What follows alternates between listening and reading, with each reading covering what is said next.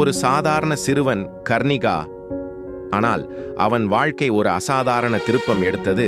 அதே நேரத்தில் அவன் ஒரு பழைய கடிகாரத்தை அடைக்கலத்தில் கண்டுபிடித்த போது, அந்த கடிகாரம் சாதாரணம் இல்லை, அதில் ஒரு ஆழ்ந்த ரகசியம் இருக்கு. கர்ணிகா அதை திருத்த முயற்சி செய்கிறார்.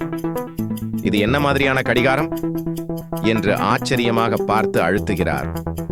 அதிர்ச்சி. அவன் திடீரென தனது குழந்தை பருவத்திற்கு திரும்பிவிட்டான். ஒரு பொழுதுபோக்காக தொடங்கியது, ஆனால் கடிகாரம் அவனை எதிர்காலத்திற்கு கொண்டு செல்கிறது. அங்கு மனிதர்கள் மற்றும் ரோபோட்கள் இணைந்து வாழ்கிறார்கள். இப்படி ஒரு உலகம் இருக்கும் என்று கர்ணிகா கனவில் கூட நினைத்திருக்க மாட்டான்.